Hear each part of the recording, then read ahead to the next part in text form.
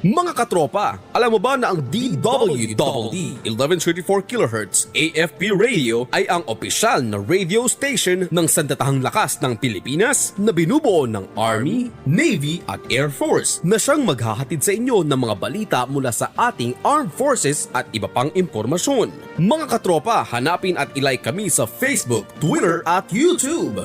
DWDD AFP Radio, ang boses ng Kawal Pilipino.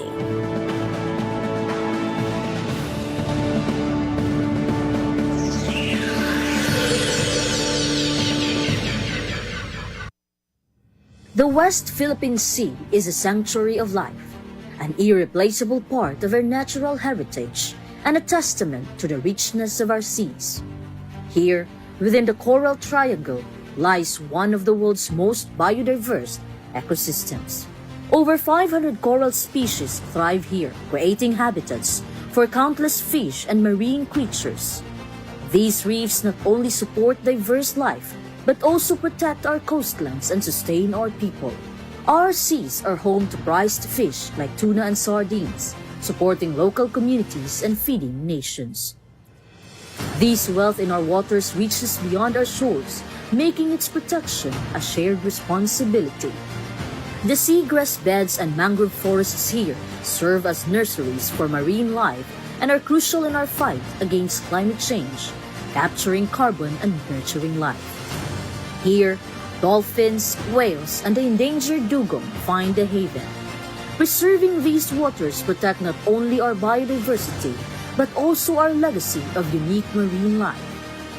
As guardians of our seas, the Armed Forces of the Philippines stands watch, committed to protecting these waters against the threats of illegal fishing, habitat destruction, and other harmful activities. But the call to protect extends beyond us. It's a responsibility we all share. The West Philippine Sea is not just a place. It's a part of who we are, a source of life and future for all. Together, let's ensure its protection for the generations to come.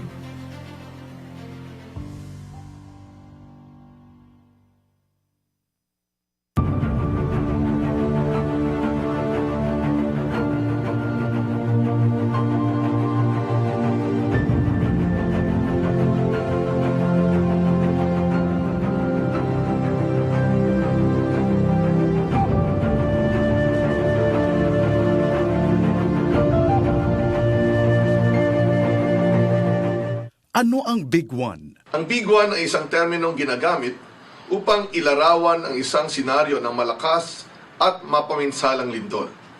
Sa Greater Metro Manila, ang Big One ay isang magnitude 7.2 na lindol na nagmumula sa West Valley Fault na may habang 100 kilometro. Ang West Valley Fault ay tumataha. Ito ang DWDD 1134 kHz AM. Balita, impormasyon at musika. Ito ang DWDD AFP Radio. Boses ng Kawal Pilipino.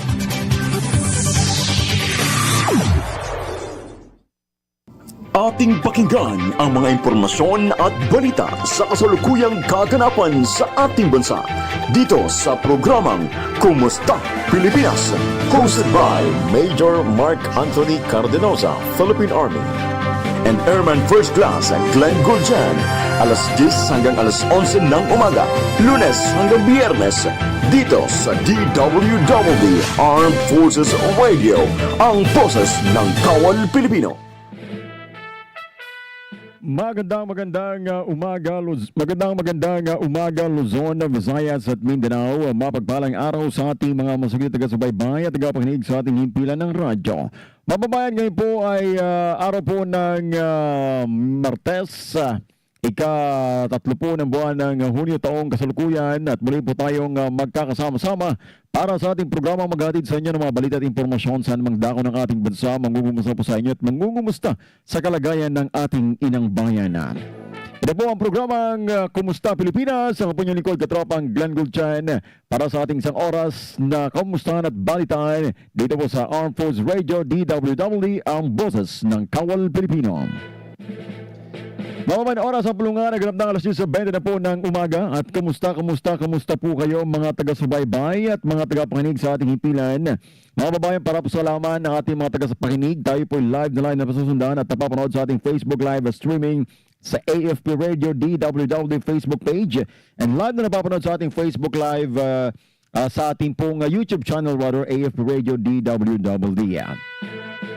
Mababayan, ngayon po ay araw ng Martes, June 3, taong 2025.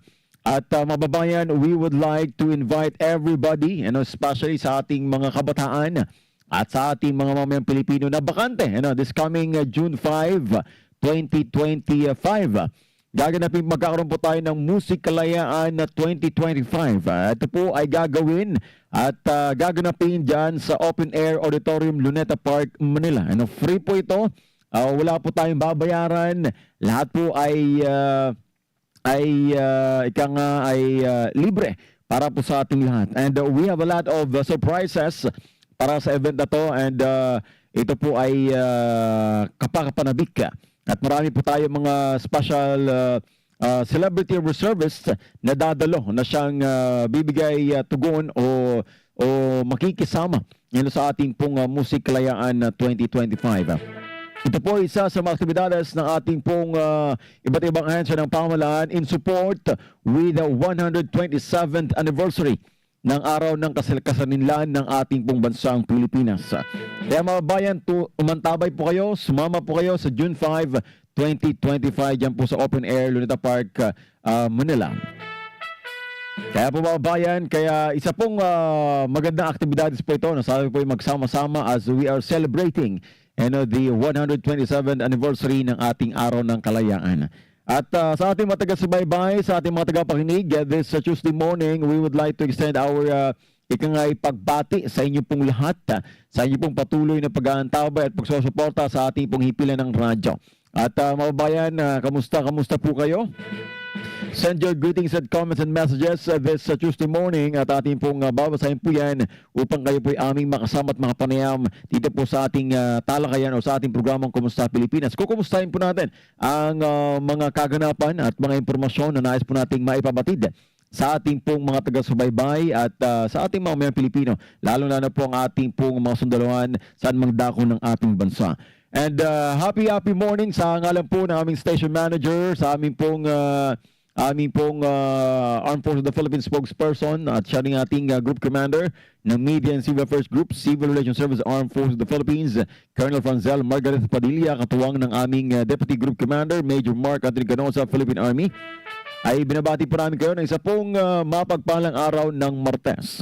And happy morning with our partner today, and with my partner today, katropang Ferdy Blues, and partner po natin yan sa Bagong Technical para po sa ating programang Kumusta Pilipinas.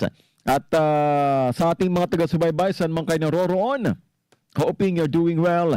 At dahil kakapasok na balita, nagdeklara po ang pag-asa na nandito na tayo sa buwan ng tag-ulan. Kaya sa ating mga taga-subaybay, sa ating mga taga-pakinig, dahil nagdeklara na po ang pag-asa na tayo po ay rainy season na, ay patuloy po nating laging huwag maging mababasa. Huwag tayong magpabasa. At para po ay hindi po tayo magkasakit. Yes, kailangan po natin yan at para po ay mapanatili po tayong healthy, lalo na po ngayon. At iba-iba po ang ating mararanasan at sa ating mga kababayan, especially sa mga posibilidad na lugar na posibleng babahayin na naman. Hoping huwag lang naman sana mangyari. Ito pong pagbumuhos ng malakas ng ulan ay talagang dadagsa naman ang baho. Hoping na wala na pong ganon. Because ika nga, sabi na ating pamalaan ay crafted or sabi nating ay nagsagawa ng estratehiya at mga panukala, mga maiwasan ito pong pagbaha. And marami na po ikang araw at supportahan po natin yan. Hoping this tag-ulan ay ating pong mararamdaman ito pong solusyon dito po sa pagbaha. However, we would like to remind to be aware ng ating mababayan na maging antabay pa rin po tayo sa mga paalintuntunin, mga panawagan ng ating pong pag-asa, ng ating pong mga radyo, sa mga iba't ibang pong istasyon na para po tayo ay alam natin kung saan tayo lulugar. Alam natin kung paano natin ito ma-overcome. Ito pong mga nalalapit na pagbuhos ng malakas na pagulan. At sa ating mga mangingisda, ingat, paalala lang po namin ito para po sa kaayusan ng ating pong mga kababayan. Ito po pinapala natin para tayo po safe ngayong buwan ng tag-ulan. Kaya mga bayan, tuloy-tuloy po tayo at samahan niyo po ako sa ating pong pagtalakay sa mga impormasyon at mga balita na nais po nating ipabatid sa ating pong mga tagapakinig ngayong pong araw ng Martes. At kung kayo man po mayroong mga opinion o mga nais po niyong ibahagi sa araw pong ito, i-comment lang po sa ating comment box dahil ako po babasahin ko po yan at sama-sama po nating bigyang pansin ito pong inyong mga impormasyon na nais po ninyong maisama sa ating pong talakayan ngayong araw ng Martes. At mababayan, sa ating mga viewers, happy morning sa ating mga patuloy na umantabay sa ating pong Facebook Live. Magandang umaga, binabati po natin dyan si Ma'am Ella Mercado. Ma'am Ella, thank you so much. Kay Sir Hello Papsi Benjamin ng University of Perpetual Health Delta System Plus Piñas. Happy morning, sir. Thank you so much po sa inyo pong pag-aantabay. Marami pong salamat. And to our soldiers, Army, Air Force, Navy, Marines, happy morning, and especially we would like to shout out ito pong ating mga katropa na nagbabantay po dyan sa iba't ibang isla, iba't ibang lugar, dyan po sa West Philippine Sea. Maraming salamat sa inyong pong pag-aantabay, and we would like to commend and we would like to salute you guys for your dedication and your commitment to serve and protect our sovereignty, our rights, dyan po sa West Philippine Sea. And it is that we would like to inform the public, the general public, the international community, that the Philippines will still and stand still to protect our sovereignty, to protect our rights, dyan po sa West Philippine Sea, because that area, especially the West Philippine Sea, is the Filipino seas. At atin po iyan. So we are not fear regarding po sa kung ano man ang meron na banta, but as long as we will protect we will die on our nating territoryo, as long as we are protecting our sovereignty, our islands, our seas diyan po sa West Philippine Sea. Kaya kami po ito, pinapaabot po natin. Despite that we have a lot of issues that we've been experienced dyan po sa West Philippine Sea against sa mga karatig pong bansa po natin, ay hindi po magpapatinag ang ating pong mga mamamayan. And especially ang ating pong mga sundalo. Because the Filipino people ay hindi po magpapatinag. They will not stop go fishing sa area pong yan because our soldiers is there to protect them. We would like to encourage the Filipino people, fishers folks, na huwag po tayong matakot. Avoid cowardice. Avoid po natin yan dahil alam po natin na atin po ito. This is our rights, our future, our seas. So we need to protect it. We need to damhin itong mga resources na meron po tayo. Kaya mababayan sa ating mga tropa, ito po ay gusto naming ipinapabatid. Ipinapaalam po namin ito because we want you to know and to understand the value of taking care of our seas. Because it is our seas and it is our right to protect. Kaya if we have this enough knowledge or wisdom about it, ay maintindihan po natin bakit ganito na lamang ang ating pong ipinapaabot na mensahe sa ating pong mga kababayan. Avoid spreading issues or disinformation regarding sa West Philippine Sea. Always remember, we are not claiming, we are claiming it because we have bases. We won the tribunal already. Kaya we are just protecting. We are not fighting, we are just protecting what's ours. Kaya ito po, gusto nating maipaabot ito sa ating mga babayan at sa ating mga tropa upang mapalaganap ito po mga impormasyon ito regarding sa West Philippine Sea. And that's why the mandate of our armed forces of the Philippines ay emphasizing the value of taking care of these seas. And not the seas, but seas. Taking care of our seas. Because these seas, this portion of the Philippines, the islands of the Philippines, if we will not protect, it will affect the future, the next generations, especially po sa ating pong mga pinagkukunang supply ng mga isda, because most of the fish ay nanggaling po dyan sa parte ng Palawan. Kaya we are informing everybody, especially sa mga fisher folks natin yan sa Palawan and mga malaking vessels. You have a huge impact, you have a huge part of taking care of our seas. Not only the small fishermen, small vessels na meron po tayo dyan po sa mga mangingisda natin, but also the huge, ito po mga malalaki o big vessels ng ating pong bansa. Marami po ay merong parte po dyan sa pangangalaga po nito. Kaya ito po ay pinapaabot po natin para po sa kalaman ng ating pamamayang Pilipino.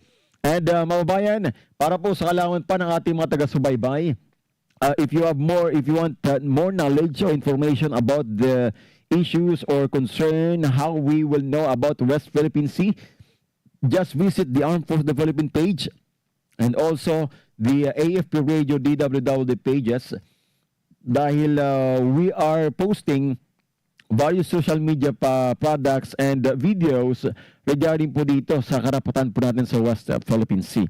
Kaya ito po ini-intensify po natin dahil napakalaga ang papel ng bawat mamayang Pilipino. It's not all about the efforts of the Armed Forces of the Philippines, the Philippine Coast Guard, the Bureau of Fisheries and Aquatic Resources, and the local government units, but it's also the support of the Filipino people, everyone. Ay meron pong karapatan at meron po tayong magagawa on spreading the information that this territory is ours. Kaya tayo po, we are encouraging everyone na alamin at alalahanin ninyo na ito pong karagatang ito ay hindi natin matatamo kung ano meron tayo kung wala ito. Dahil sila po ay, ito pong area po ito ay isa sa mga malaking tugon sa economic development ng ating pong bansang Pilipinas. And this time, mabayan, oras natin ganap na 32 na po ng umaga. Napakabilis ng oras. Hindi natin na mamalayan napakabilis po ng oras. However, before tayo po magpakilala, and this information dissemination campaign that we had, ay gusto po namin kayong mapanood niyo. Ito po mga videos na ito regarding sa WPS, dahil ito po ay parte ng buhay po natin, parte ng pangangalaga po natin dito sa ating pong lugar sa bansang Pilipinas. And mababayan, huwag na huwag kayong alis, huwag na huwag kayong mawala, tutok lang po kayo dahil dito po sa ating paghibilan ng radyo, dito sa programa po natin, patuloy po kayong kukumustahin at patuloy po natin kukumustahin ang kalagayan ng ating inabayan. And now, we will show you a video sa presentations regarding po sa West Philippine Sea in order to be aware and understand the valuing of taking care of our territory dyan sa West Philippine Sea. Ayun na, mabayan, huwag kayong alas. Magbabalik po ang programang Kumusta Pilipinas. Alamin ang mga mainit na balita mula sa ating Armed Forces. Tumutok sa 1134 kHz AM sa inyong mga radyo at manood online. I-like at i-share ang AFP Radio DWDD Facebook page. Ito ang DWDD Armed Forces Radio, ang boses ng Kawal Pilipino.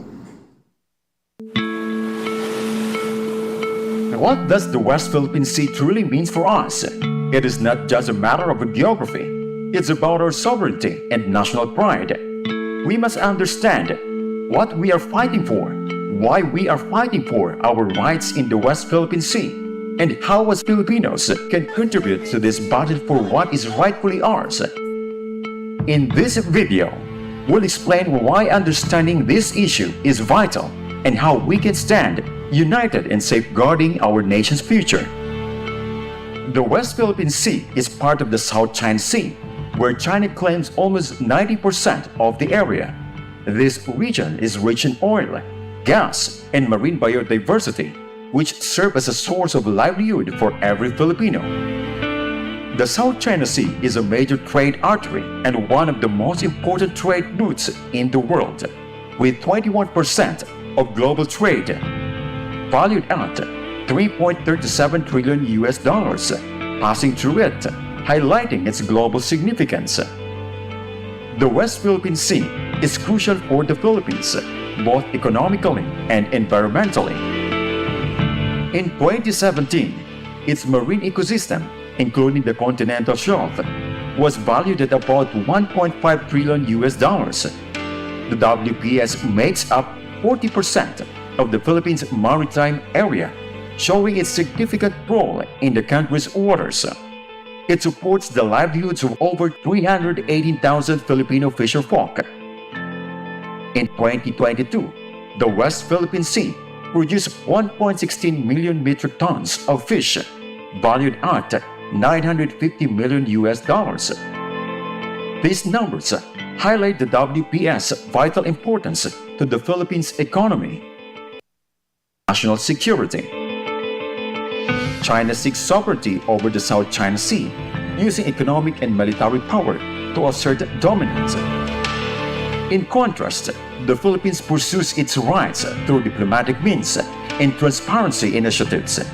A strategic defense approach aimed at asserting and protecting its maritime rights in the West Philippine Sea. So kailangan talaga natin na palakasin pa yung ating yung presence natin sa West Philippine Sea. We will ensure all our actions are within the rules of engagement and international law. We will not escalate the situation. They should de-escalate the situation. This initiative involves openly sharing information, educating the public, and shaping the narrative around the Philippines' territorial claims, especially with its exclusive economic zone. This transparency is intended to foster awareness, resilience, and engagement. In 1947, China introduced the 11-dash line, claiming almost 90% of the South China Sea, which initiated the ongoing territorial disputes involving multiple Southeast Asian countries. In 1995, China seized Mischief Reef, located 125 nautical miles from Palawan within the Philippine EEZ. Initially claimed by China as simple fishermen's shelter to create a positive climate for the peaceful resolution of claims, it eventually became one of China's largest fully militarized artificial islands. It is equipped with anti-ship, anti-aircraft missile systems, laser, jamming equipment, and fighter jets. In response to China's actions at Mischief Reef, the Philippines grounded the BRP Sierra Madre at Ayungin Shoal in 1999 and prevent China's occupation and the construction of additional infrastructure to assert its claim. The ship remains a commissioned vessel, and regular resupply missions are conducted to maintain it. In 2012, a standoff occurred at Scarborough Shoal between Philippines and Chinese vessel. The reason, the Philippines attempted to apprehend illegal fishing and the harvesting of giant clams and other endangered species, but the Chinese Navy intervened in an effort to ease the tension. The Philippines withdrew its ship from the area. However, China took advantage of this move, leading to its permanent occupation of the shoal. In 2013, the Philippines took a bold step by filing an arbitration case against China, challenging its action in the South China Sea under the United Nations Convention on the Law of the Sea, or the UNCLOS. Despite China's refusal to participate, the tribunal ruled in favor for the Philippines in 2016, issuing 6 important points to support the Philippines' position. The 9-dash line is illegal and has no basis in international law.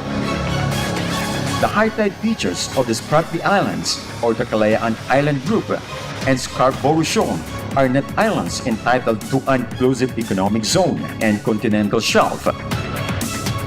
China violated sovereign rights of the Philippines in its EEZ and continental shelf. China violated the traditional fishing rights of Filipinos at Scarborough Shoal. Dapat palayasin ng China dyan sa Scarborough Shoal kasi nahampi nila. Nagpawala kami mangisda doon, wala daw tayong permit sa kanila. Sa Chinese embassy nila na mangisda. Pinauwi kami kahapon. China destroyed marine environment of the South China Sea or West Philippine Sea through artificial island building and the harvesting of endangered species. The dangerous maneuver of Chinese vessels against the Philippines vessels at Scarborough Shoal violated UNCLOS. However, China has escalated its illegal, coercive, aggressive, and deceptive action in the West Philippine Sea, including spreading disinformation, ramming using water cannons and lasers, and installing barriers. President Ferdinand Marcos Jr. has emphasized that no part of the Philippines will be yielded to any power while maintaining friendly relations globally.